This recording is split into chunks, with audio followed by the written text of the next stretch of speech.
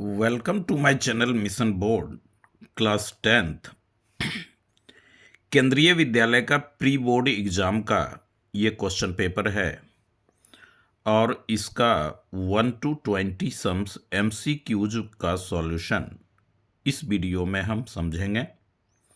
Question paper के sums का ये बहुत ही इम्पोर्टेंट है। ये स्टैंडर्ड वाले बच्चों के लिए ये वीडियो है।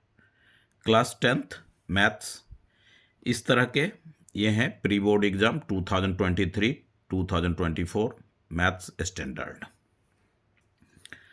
1 to 20 सम्स जो MCQs है वो मैंने नोट कर लिया हूँ ताकि बच्चों को समझने में आसानी हो।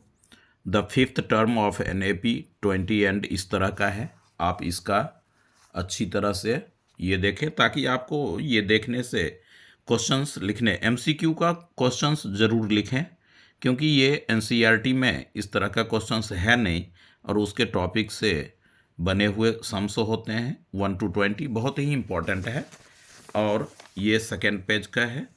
इस तरह से आप इसको एक एक पेज को कॉपी डाउन करें, लिखें। सम्स लिखने के बाद वीडियो को अच्छी तरह से वो समझें, ज़्यादा रहेगा। और इस तरह का कई सारे अभी दिल्ली सर्वोदय विद्यालय का भी प्री बोर्ड होने का है, तो उन बच्चों के लिए बहुत ही इम्पोर्टेंट ये वीडियोज होने वाला है। इसमें सेक्शन वाइज ये सेक्शन ए का 1 to 20 ये 17, 15, 16, 17 और 18 सम है जो कि आप ज़रूर लिखें। सम्स लिखने के बाद वीडियो को सुने और उसका सॉल्यूशन अच्छी तरह से समझें। ये लास्ट पेज है। 19 और 20 ये दो सम्स जो हैं एसर्शन के हैं और रीजन वाले हैं। तो इस तरह का जो ये सम्स है ये बहुत इम्पोर्टेंट और बढ़िया सम्स है, अच्छा है, जो कि ये क्वेश्चन पेपर का है 2023 to 2024 लेटेस्ट है, जो कि 2 days बिफोर ये एग्ज़ाम हुआ है। 80 मार्क्स का प्री बोर्ड सेंट्रल स्कूल केंद्रीय विद्यालय दिल्ली का है। तो आइए हम इसके सम्स को सॉल्व करें। इसमें देखें कि ये जो कह रहा है कि the fifth term of an AP is 20 and the sum of its seventh term and 11th terms is 64। तो फिफ्थ टर्म इसका जो सॉल्यूशन होगा वो fifth term of NAP is 25, तो A5 20, इसका मतलब हुआ कि A plus 4D equals to 20। Equation first. क्योंकि AN equals to A plus N-1 into D होता है। ये आइडेंटिटीज है। अब sum of its seventh term and 11th term A7 plus A11 equals to 64। तो A7 को आप लिखेंगे इसी तरह से A प्लस 6D और A11 को आप लिखेंगे A plus 10D equals to 64। A plus A 2A, 6D plus 10D 16D equals to 64। अब 2 आप कॉमन ले रहे हैं तो A प्लस 8 2 जा 16, तो 8D इक्वल्स टू 64। ये 2 64 को डिवाइड करेगा क्योंकि इधर मल्टीप्लाई है, राइट साइड आने पे डिवीजन में आएगा, तो ये हो जाएगा 32। 64 डिवाइडेड बाई 2 32। ये अपना हो गया सेकेंड इक्वेशन। अब आप A plus 4D equals to 20, A plus 8D equals to 32, तो आप सेकेंड में से फर्स्ट को माइनस कर लें या फर्स्ट में से सेकेंड को माइनस करें और आपने निकालना है कॉमन डिफरेंस, यानी D क्या होगा। तो A कैंसिल हो जाएगा इसमें, ए प्लस 8D इक्वल्स टू 32 और A plus 4D equals to 20। A plus 4D equals to 20। Line draw करें, साइन चेंज करें क्योंकि आप सब्ट्रैक्ट कर रहे हैं, तो ए कैंसिल हो गया। 8D माइनस 4D, तो 4D इक्वल्स टू 12 और D इक्वल्स टू 12/4, तो ये हो गया आपका D equals to 3, option number C, यानी सी हमारा आंसर हो गया। ये था अपना फर्स्ट सम। अच्छी तरह से इसको समझें। अब देखें सम नंबर सेकेंड।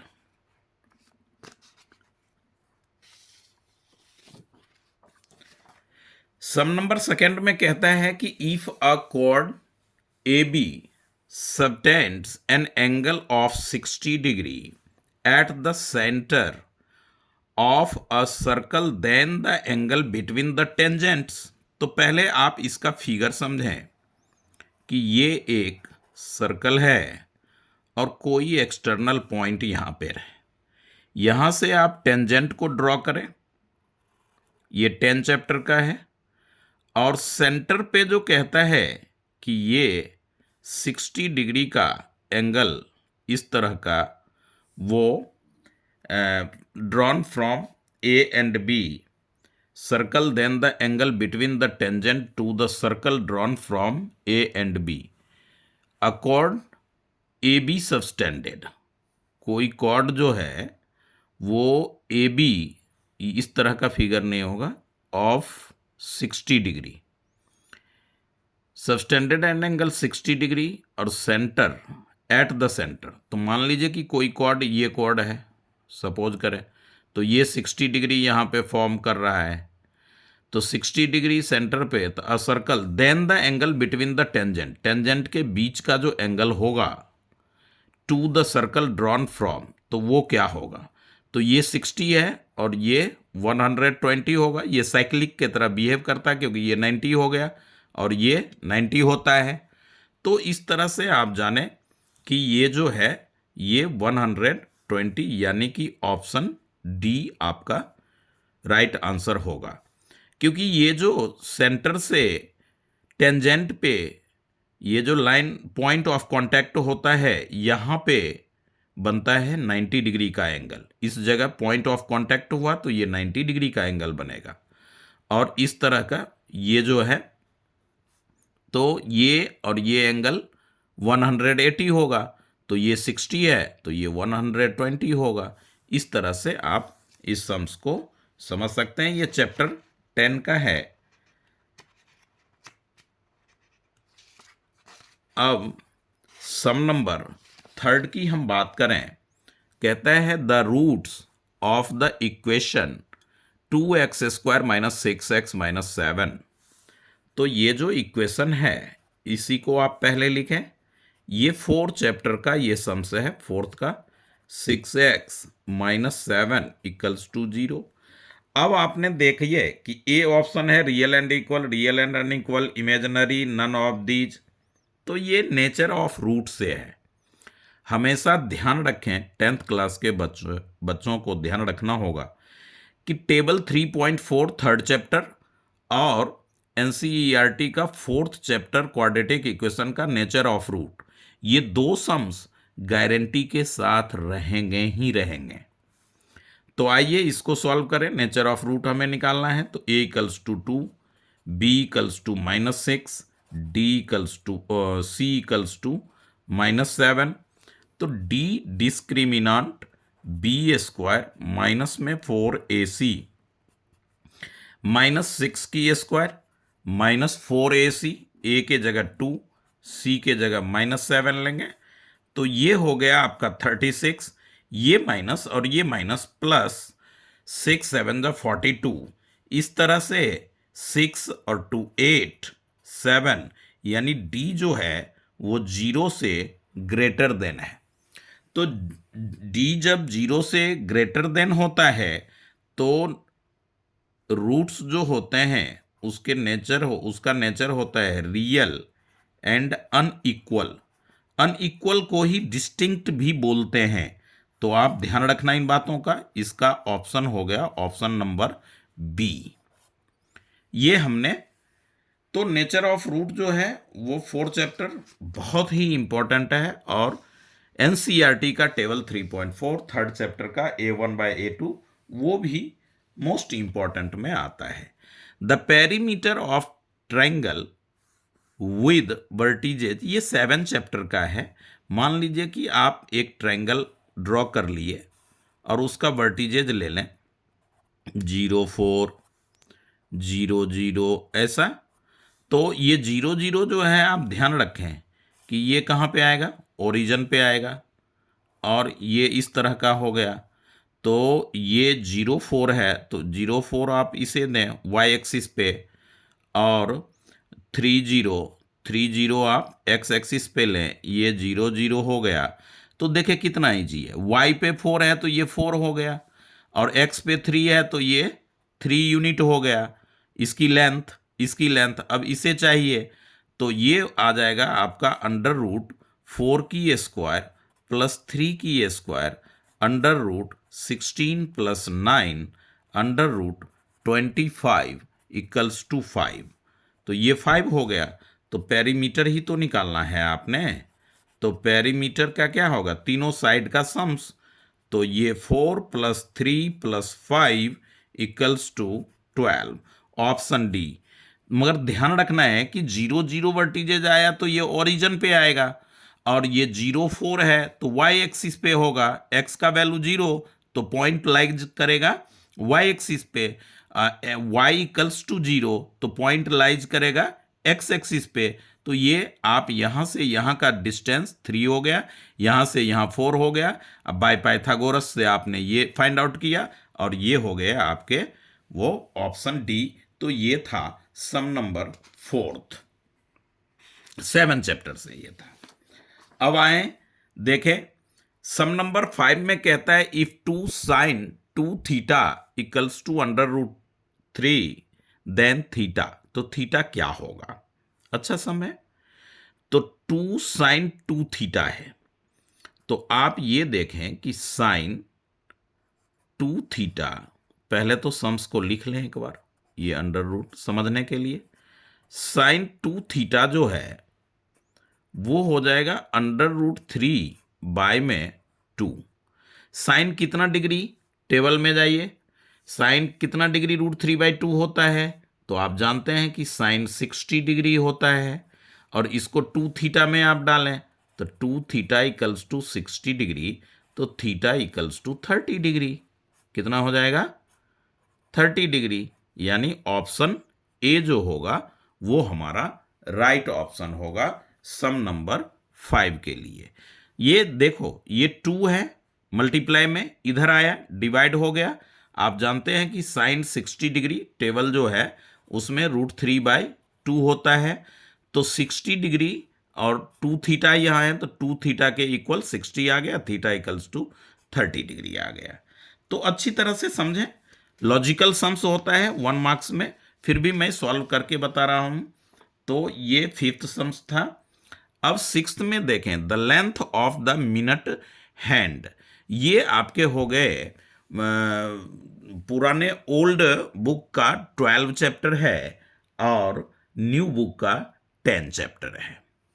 तो जिन बच्चों के पास वो है एरिया रिलेटेड टू सर्कल वाले चैप्टर का है, ये मिनट हैंड कह रहा है 21 सेंटीमीटर है। तो ये आप देखें एक घड़ी आप ड्रॉ कर सकते हैं समझने के लिए, और यहाँ पे 12, यहाँ पे 6, यहाँ पे 9, यहाँ पे 3 इस तरह का होता है। मान लीजिए कि मिनट हैंड की जो लेंथ है वो हमारा है 21, तो यहाँ से यहाँ तक की हो गई, तो ये हो जाएगा रेडियस आर 21 सेंटीमीटर। अब कह रहा है कि 10 मिनट में, तो हमें एंगल भी थीटा चाहिए। तो आप ये जानें कि यहाँ पे एक 1 रेवोल्यूशन मिनट हैंड 12 से चल करके 12 पे पहुंचेगा, तो 360 डिग्री का एंगल ड्रॉ करता है। तो 12 से मिनट हैंड चलने के बाद 12 तक आएगा, तो उसमें कितना टाइम का वो ड्यूरेशन होगा, तो 60 मिनट का। तो 60 मिनट में मिनट हैंड जो है 360 डिग्री का एंगल इंस्क्राइब्ड करता है, तो 1 मिनट में वो कितना करेगा, 360 डिग्री बाय में 60, यानी कि 6 डिग्री का 1 मिनट में वो कर रहा है। अब कहता है 10 मिनट, तो ये 1 हो गया और ये 2 हो गया, तो मिनट हैंड आपके यहां पे आ गया। इस एरिया का हमें ये एरिया फाइंड आउट करना है। तो 10 मिनट, 1 मिनट में 6 सेकेंड, तो 10 × 6 डिग्री, यानी कि थीटा आ गया हमारा 60 डिग्री। निकाल, एनसीईआरटी में 5 मिनट वाला दे रखा है, और वहां पे जो सम्स है उसमें मिनट हैंड का लेंथ जो है वो 14 सेंटीमीटर है।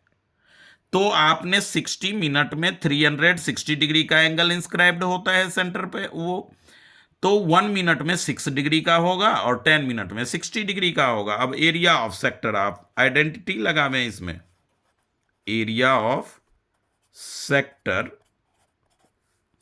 Equals to theta by 360 degree pi r square. तो थीटा आपका हो गया 60 डिग्री और ये 360 डिग्री, पाई का वैल्यू 22/7 पुट करें, और आर स्क्वायर मतलब 21 × 21 सेंटीमीटर स्क्वायर। तो ये डिग्री 0 0 6 से कैंसिल किए, 6 7 3 जा 3 2 जा 2 11 जा, इस तरह से आपने कैंसिल कर लिया। तो 21 को 11 से करेंगे तो ये हो जाएगा आपका 231 centimetre square. Area of sector यानी मिनट हैंड के द्वारा स्वेप्ट एरिया जो होगा वो 231 सेंटीमीटर, ऑप्शन ए होगा। इसमें समझने का मेन टॉपिक था कि 60 डिग्री में 360 डिग्री का एंगल इंस्क्राइब्ड करता है, तो 1 मिनट में 6 डिग्री का करेगा, तो 10 मिनट में 60 डिग्री हमने, यानी थीटा फाइंड आउट हो गया, रेडियस फाइंड आउट हो गया, तो एरिया ऑफ सेक्टर आप आसानी से निकाल सकते हैं।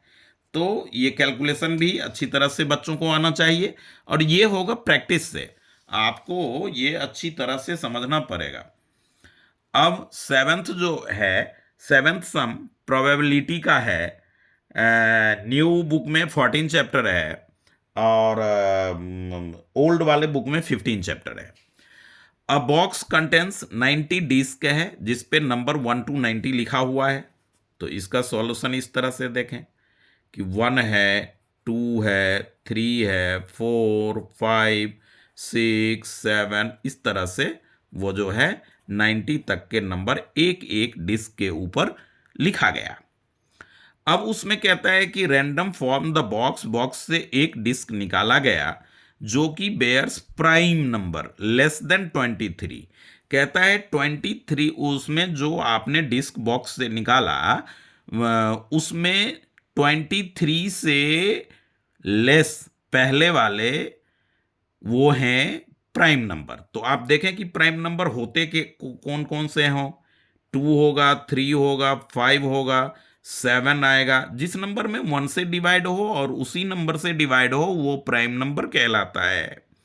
ये 11 होंगे, 13 होंगे, 17 होंगे, 19 होंगे। अब 23 से पहले कोई भी लेस देन 23, तो 23 नहीं आएगा, तो हमारा फेवरेबल आउटकम्स जो हुआ वो ये सारे हो गए। तो प्रोबेबिलिटी जो होता है वो होता है favourable outcomes of event upon total number of possible outcome या outcomes, total number of outcomes लिखें। तो इसकी काउंटिंग कर लें, 1 2 3 4 5 6 7 8, और टोटल तो 90 डिस्क है इस तरह से। अब ये जो है तो ये 4 आएगा और ये 45, यानी 4/45। तो आपका ऑप्शन सी है प्राइम नंबर। अच्छी तरह से देख लें, 2, 3, 5, 7, 11, 13, 17, 19, 23 से लेस देन। तो ये था 1 मार्क्स का प्रोबेबिलिटी सम नंबर 7। अब आप देखें सम नंबर 8 जो कि 6 चैप्टर से रिलेटेड है। ये हो गए triangle ABC similar to triangle DEF and their perimeter of the triangle ABC and triangle DEF are 30 centimetre and 18 centimetre. तो इसके पेरीमीटर का जो रेशियो होगा वही क्रॉसपॉन्डिंग साइड का भी रेशियो होगा। BC यहां है, EF यहां है, तो ये हो जाएगा आपका BC बाय में EF। Similar triangle chapter 6 Thales theorem वाले, वो उसमें आप जाने कि जो पेरीमीटर है तो पेरीमीटर का जो रेशियो होगा वही क्रॉसपॉन्डिंग साइड्स का रेशियो होगा, आर सेम। तो ये हो गए आपके 30/18 equals to 9/EF। By cross कर ले, 30 into EF equals to 9 into 18। EF equals to 9 into 18 by में 30, यानी 3 3 जा 3 10 जा, तो ये हो जाएगा 18 3 जा 54 बाय 10, यानी 5.4 सेंटीमीटर ये EF की लेंथ होगी। 5.4 आपका option number B. Option number B जो है वो आपका राइट आंसर है। इसमें ध्यान रखने का है कि जो ट्रायंगल के पेरीमीटर का रेशियो जो होगा वही रेशियो क्रॉसपॉन्डिंग साइड्स का होगा। अब कहते हैं if a pair of linear equation is consistent then their graph line will be. Consistent का मतलब होता है कि उसका सॉल्यूशन होगा, एक्स वाई का वो सॉल्यूशन आएगा, आंसर आएगा। तो कॉन्सिस्टेंट में जो है पैरेलल तो होगा नहीं, क्योंकि पैरेलल जब लाइंस, यही टेबल 3.4 चैप्टर 3 प्रीवियस वीडियोज में भी मैंने बोला कि मोस्ट इंपॉर्टेंट है, रहता ही रहता है और आपके क्वेश्चन पेपर में भी रहेगा। तो ये पैरेलल में तो नो सॉल्यूशन, तो ऑलवेज कोइंसिडेंट, यानी हमेशा ये लाइन हो गए पैरेलल में तो नो, कोइंसिडेंट मतलब इसके ऊपर ये, तो ऐसे में तो कंसिस्टेंट होगा। ऑलवेज इंटरसेक्ट वो कहता है कि मतलब कि वो काटेगा, तो इसमें और इसमें कंसिस्टेंट का प्रॉपर्टी है। तो इंटरसेक्टिंग और कंसिस्टेंट जब लाइंस होंगे तो उसके सॉल्यूशन होगा। तो राइट आंसर हमारा हो गया डी। इसमें आप ध्यान रखें एनसीईआरटी में टेबल 3.4 चैप्टर 3 का अच्छी तरह से करके जाएं, एक सम गारंटीज के साथ रहेगा। आज तक उसके बिना क्वेश्चन पेपर नहीं बना है 10th के बोर्ड का, बेसिक हो या स्टैंडर्ड दोनों के लिए। 10th में देखें वेट ऑफ 40 एग्स इस तरह से दे रखा है, ये आपके हो गए स्टैटिक्स का। इसमें पूछ रहा है कि the lower limit of the median class. तो मीडियन क्लास हम कैसे फाइंड आउट करते हैं?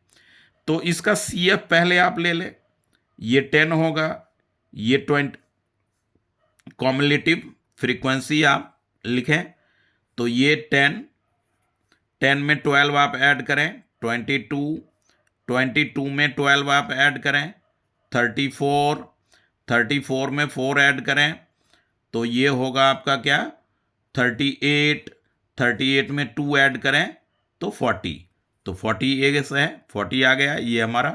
अब n/2 करेंगे, n/2 मीडियन क्लास निकालने का यही तरीका है कि ये जो CF कॉम्युलेटिव फ्रीक्वेंसी हमने लिया, अब हम ले लेंगे n/2।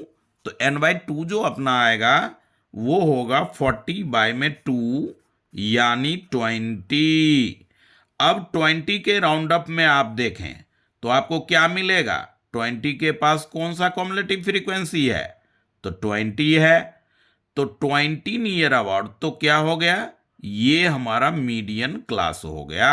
22 के सीध में क्लास इंटरवल ये है और लोअर लिमिट ये होता है।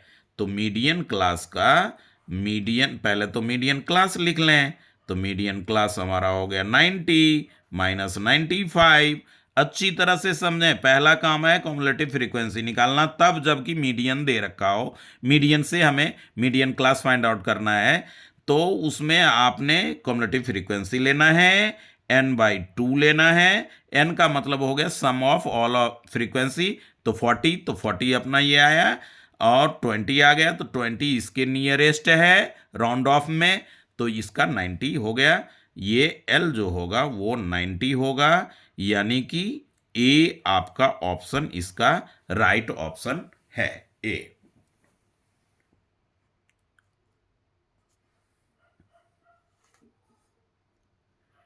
इस तरह का आपने अच्छी तरह से वो देखना है। अब जो है, अब आपने सम नंबर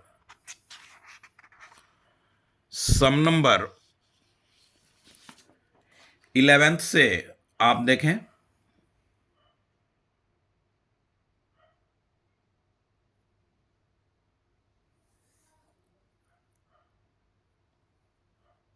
सम नंबर 11th में the distance of -3 -4 from the class is, इस तरह का। तो ये कहता है कि एक मिनट, फ्रॉम क्लास, इस सम्स को एक बार देखें, ये sums number 11th, the x axis है सम्स लिखने में, तो फ्रॉम द एक्स एक्सिस। तो इसी उसमें मैंने आपको एक सम्स बताया जो कि 7th का था, वर्टिजेज उसका दे रखा था, और उसमें हमें वो करना था, पेरीमीटर निकालना था। तो आप यहाँ पे समझें सम नंबर 4th में कि ये जो -3 और -4 है, और हमें कह रहे हैं एक्स एक्सिस से डिस्टेंस क्या होगा, तो x की वैल्यू -3 है, -4 है, तो ये पॉइंट मान लीजिए यहां पे है, क्योंकि दोनों नेगेटिव है, दोनों नेगेटिव होगा तो थर्ड क्वाड्रेंट में होगा। तो वो जो x एक्सिस से y का वैल्यू यानी 4 यूनिट की डिस्टेंस होगी, क्या होगी, 4 यूनिट की डिस्टेंस होगी। तो आप जान लें कि ये जो, अगर आपने इस तरह से ये लीजिए, तो थर्ड क्वाड्रेंट मान लीजिए कि यहां पे है पॉइंट, तो x हो गया आपका क्या, -3 यहां पे, और y हो गया यहां पे -4। तो x एक्सिस से ये जो दूरी होगा वो क्या होगा, 4 यूनिट की दूरी होगी, यानी y का वैल्यू। तो ऑप्शन बी, ये आप अच्छी तरह से समझें। इस तरह से ये 7 चैप्टर है, 7 चैप्टर से 2 MCQs आ चुका है। The length of the tangent from an external point P to a circle of radius 5 centimetre is 10 centimetre. Tangent का लेंथ हो गया 10 और रेडियस हो गई 5, तो डिस्टेंस कहता है इस तरह का। आप ये 10th चैप्टर का है, यहाँ पे आपने ये पॉइंट लेना है, और ये जो है ये हो गया O, इसका रेडियस, वो सेंटर। और रेडियस जो कहता है वो कहता है कि 5 सेंटीमीटर है, और टेंजेंट का जो डिस्टेंस है वो लेंथ ऑफ टेंजेंट 10 सेंटीमीटर, यानी ये हो गया 10 सेंटीमीटर। तो यहाँ से इसका जो सेंटर से इस पॉइंट की जो डिस्टेंस होगी वो क्या होगी, ये तो यहाँ पे 90 डिग्री होता है, वो आप जानते हैं, पॉइंट ऑफ कांटेक्ट है, तो 90 डिग्री होता है, तो ये हाइपोटेन्यूज हो गया। तो बाय पाइथागोरस आप निकाल दें, OP equals to under root 10 की स्क्वायर प्लस 5 की square under root 100 plus 25 under root 125। इस तरह से हमारा ऑप्शन डी जो है वो सम नंबर 12th का वो हुआ। अब आप देखें सम नंबर 13। सम नंबर 13 में कहता है कि हाउ मेनी टर्म्स, यानी n आपने निकालना है 5 चैप्टर 5th अर्थमेटिक प्रोग्रेशन का। AP 3 7 11 15 55 तक है। विल मेक द सम इतना, SN दे रखा है। तो आपने क्या करना है कि पहले इस AP से A और D लिख लेना है। A आपका हो गया फर्स्ट टर्म 3, D जो होता है वो होता है A2 माइनस A1, यानी 7 माइनस 3 इक्वल्स टू 4, और SN दे रखा है, तो SN आपने लिख लेना है 406। अब स्टूडेंट को SN की आइडेंटिटीज लर्न होनी चाहिए। दो SN की दो फॉर्मूले हैं, एक जो इसमें लगेगा वो देखें, n/2 into 2a plus n-1 into D. तो n तो मालूम नहीं है, n/2 into 2a into 2a, 2a की जगह 3 है, और n-1 इंटू डी, डी आपने 4 फाइंड आउट किया, इक्वल्स टू 406। अब आप क्या करेंगे, n/2 और ये 3 2 जा 6 plus 4n-4 equals to 406। n/2 फिर लेंगे, ये हो जाएगा 2 plus 4n equals to 406।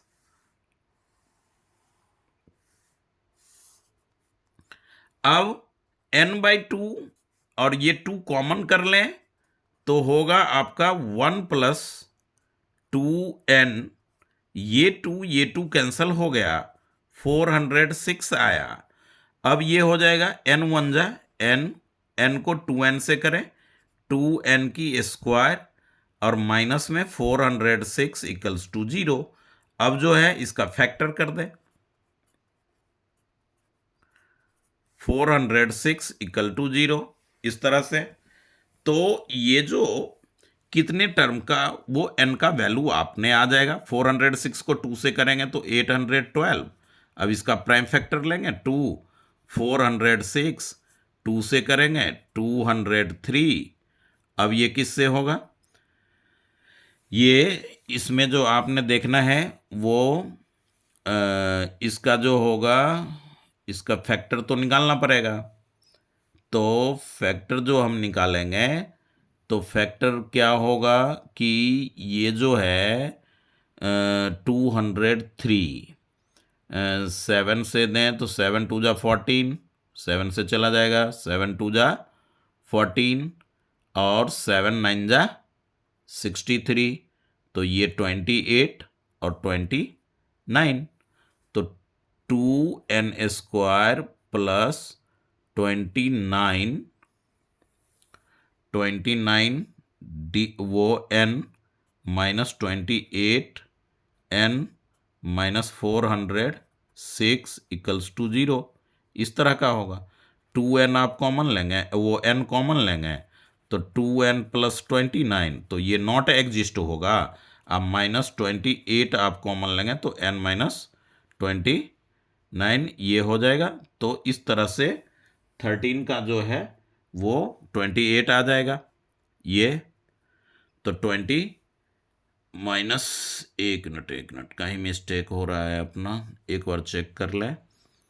n ये हो गया 4n माइनस 4, तो 2 कॉमन आपने कर लिया तो 1 आया, और ये हो गया आपका n। तो इस तरह से जो है इसका ये हमारा हो जाएगा 28, इसका option 14, 55 will make the sum 406। The sum 406 इतना हो गया, SN इक्वल्स टू 406। तो n/2, 2a अच्छी तरह से देखें, मिस्टेक हो रहा है, n-1 इंटू डी, ये फॉर्मूला हमारा सही है। तो 2 इंटू 3 तो 6 और 4 इसका डी आया है, तो 4n-4, तो ये हो गया 2 + 4n, 2 कॉमन लिए, 2 कैंसिल हो गया, n1 जा n, 2n², तो 2n² ये ठीक है, एकदम ठीक है हमारा, प्लस n ही रहेगा, ये प्लस n रहेगा तो 29 ही होगा, तो 2 ये तो 14 यहाँ पे 28 कॉमन नहीं आएगा, क्या आएगा 14 कॉमन आएगा, ये अपना देखें। तो 14 जब कॉमन आएगा, ये 0 होगा, तो ये हो जाएगा n2n प्लस 29, तो ये तो नॉट एग्जिस्ट होगा, और n-14 इक्वल्स टू 0, तो n-14 इक्वल्स टू 0, तो n इक्वल्स टू 14, यानी 14 टर्म का जो ऐड होगा, ऑप्शन सी हमारा राइट आंसर हुआ। तो फॉर्मूला अच्छी तरह से लर्न होना चाहिए, और कैलकुलेशन पे भी अपना, और सबसे बच्चों को जो प्रॉब्लम होता है ये प्राइम फैक्टराइजेशन करके मिड टर्म में स्प्लिटिंग में, तो ये हमने बड़े आराम से 2 से किया, फिर 2 से किया, फिर देखा 7 से, तो ये 28 को एक जगह रखा और 29 को अलग किया, तो 29 में 28 का तो n हमारा आ गया, यानी प्रोडक्ट करने पे फर्स्ट टर्म और लास्ट टर्म के प्रोडक्ट के इक्वल आना चाहिए, और इस तरह से ये n बराबर 14 इसका आंसर आया, ऑप्शन सी। 14th सम देखें, अ क्वाड्रेटिक पोलिनोमियल है हु जीरोज आर, इतना जीरोज दे रखा है 5 and -3, तो पोलिनोमियल कौन सा है? मान लीजिए कि ये जीरोज है, तो जीरोज इन दोनों को प्लस आप करोगे तो क्या आएगा 2 आएगा, प्रोडक्ट आप करोगे तो क्या आएगा -15 आएगा। अब आप देखो कि पोलिनोमियल का फॉर्मूला क्या होता है, तो px equals to x² minus alpha plus beta, यानी सम ऑफ जीरोज, ये फॉर्मूला है सेकंड चैप्टर का, और alpha into beta product of zeros, तो ये हो गया x² माइनस 2x माइनस 15, कौन सा अपना ऑप्शन है, तो x² माइनस 2x माइनस 15, ये हो गए ऑप्शन नंबर बी, ये चैप्टर 2 का है। अब आप देखें सम नंबर 15th में कहता है a maximum diameter of sphere is crab out from the cube, कहता है कोई क्यूब है जिसका एज दे रखा है 6 सेंटीमीटर। अब ये जो सम है न्यू बुक का 11.1 का 6th सम है, 5th या 6th, जिसमें क्यूब में एक हेमिस्फेयर ऊपर से रखा गया है, और उसी के बाद वाला सम जो है उसका है एल एज है, और उसको कैबिट मतलब खोद खोद करके एक हेमिस्फेरिकल बना लिया गया, तो उसमें क्यूब की एज जो है वो 6 सेंटीमीटर है, तो कितना भी खोदेगा वो तो उसके बाहर तो नहीं जाएगा, हेमिस्फेयर जो खोद करके बनाएगा उसमें गड्ढा करेगा तो वो तो 6 सेंटीमीटर के अंदर ही रहेगा, तो उसकी जो डायमीटर होगी वो क्या होगी, मैक्सिमम 6 सेंटीमीटर हो सकती है, उससे ज्यादा तो हो ही नहीं सकती। तो ये ओपनली इस तरह का ये फिगर होता है हमारा क्यूब में।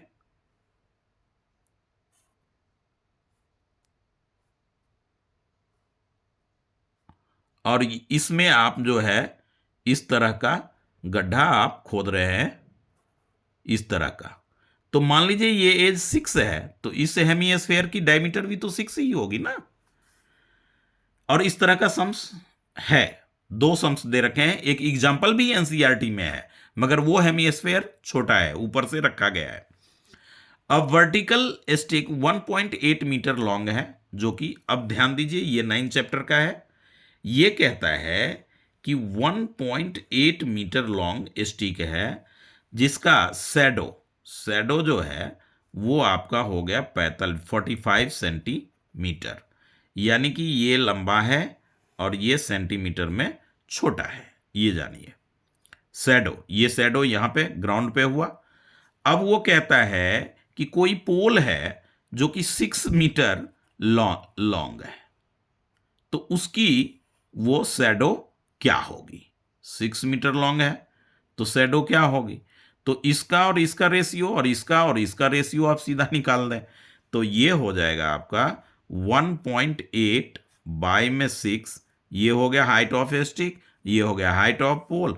अब इसका शैडो जो है वो 45 है, तो इसका x ले लीजिए और बाय क्रॉस आप कर लीजिए। 1.8 into x equals to 45 into 6, x equal to 45,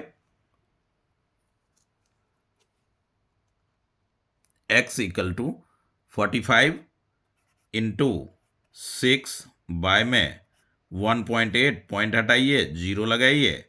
अब 9 2 जा, 9 5 जा, और ये हो गए 30, यानी 100, 1 मिनट, 45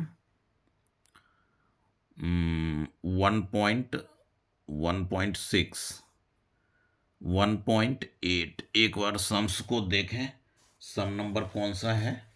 सम नंबर 16 अच्छी तरह से। सम नंबर 16 में vertical 1.8 metre long cast shadow, ये 45, 1.8 मीटर लॉन्ग अगर है तो उसका 45 है, 6 अगर होगा तो उसकी क्या होगी? 6 मीटर हाई, 6 मीटर हाई। तो ये इसमें 3 का है, इसमें 3 का रेशियो चल रहा है। तो ये जो हमारा 6 है, तो ये हो गया आपका कितना? 1.3, ये 35 जा कितना? 150, और ये सेंटीमीटर है, तो ये भी हमारा सेंटीमीटर होगा। और इसको अब मीटर में कन्वर्ट कर लें, तो ये आपका हो गया 1.5 मीटर, क्योंकि ये मीटर में है, ये मीटर है, ये भी मीटर है, तो शैडो हमारा सेंटीमीटर में आएगा, तो सेंटीमीटर लगा लिए और उसको हमने क्या किया? मीटर में कन्वर्ट कर दिया।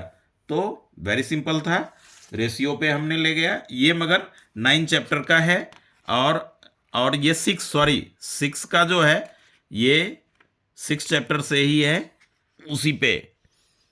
तो अच्छी तरह से इस तरह के सम्स को भी समझें, और इंपॉर्टेंट सम में है। अब आ जाइए, ये 8 चैप्टर का है। If 3x cosec theta and 3/x cot theta, 3x cosec theta, और तो 3x cosec थीटा, इसे आप लिख लें एक बार, देखें। 3x equals to cosec theta, और 3/x equals to cot theta. ठीक है। अब इसमें कहता है कि 3 इंटू एक्स स्क्वायर माइनस इतना, वो आप, तो ये जो 3x cosec है, तो इसको आप क्या कर सकते हैं?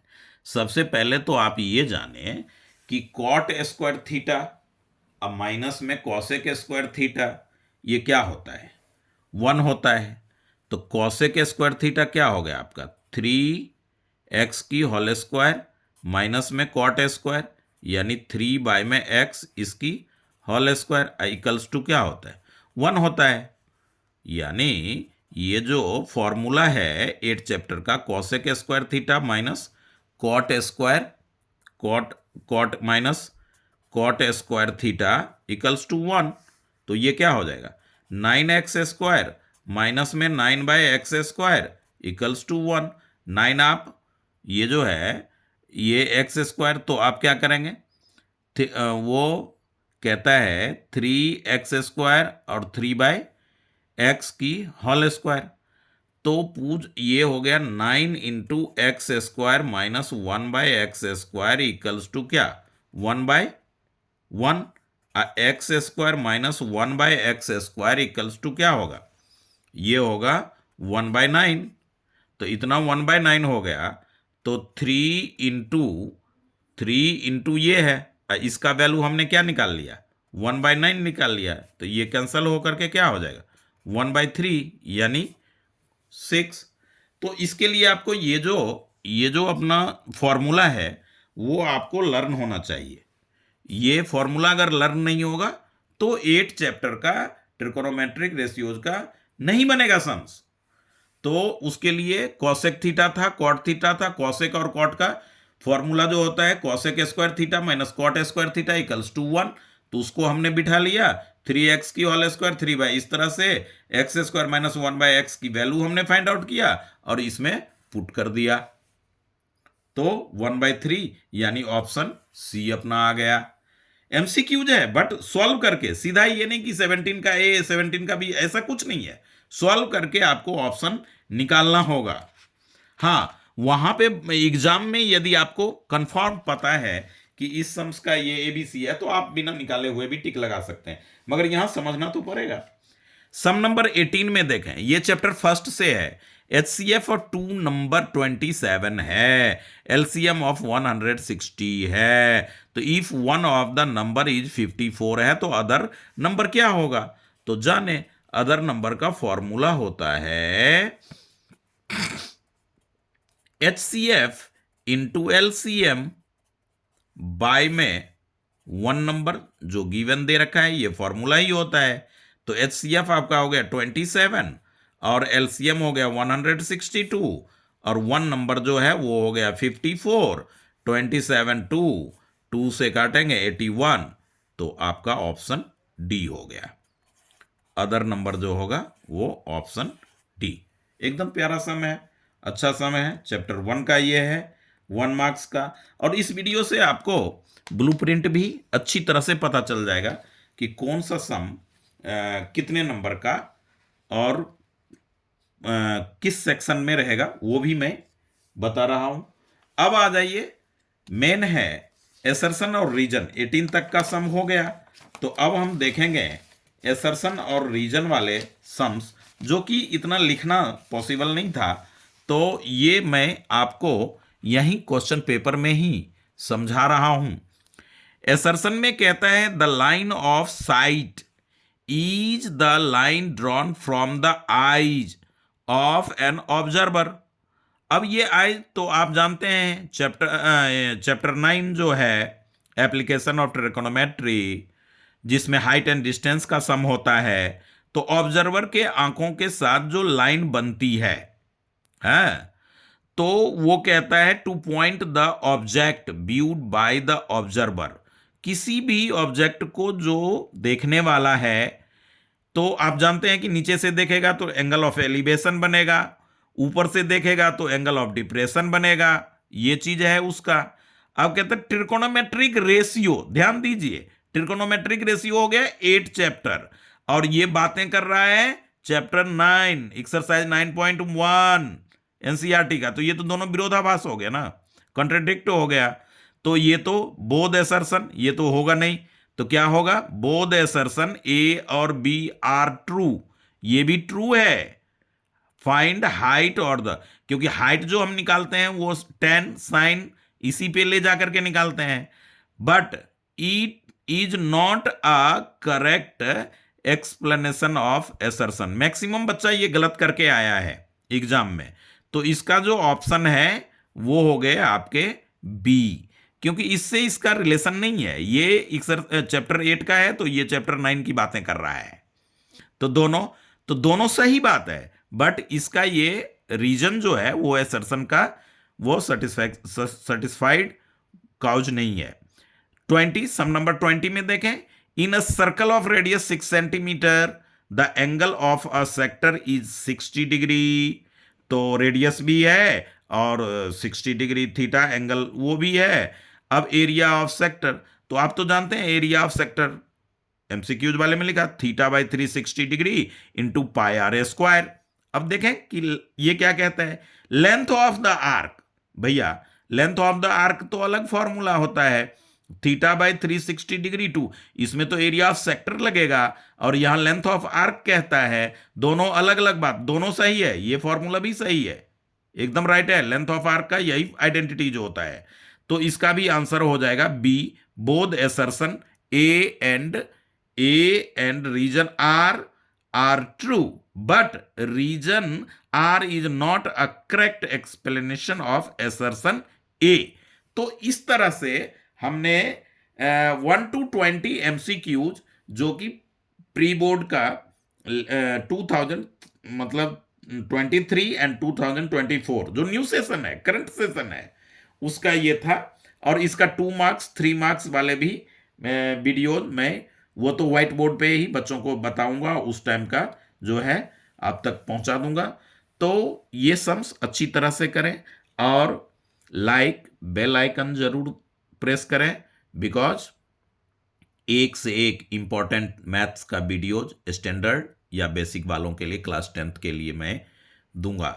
तो सब्सक्राइब जरूर करें, और अपने फ्रेंड में जरूर शेयर करें यदि सब समझ में आ रहा हो तो ओके, थैंक यू।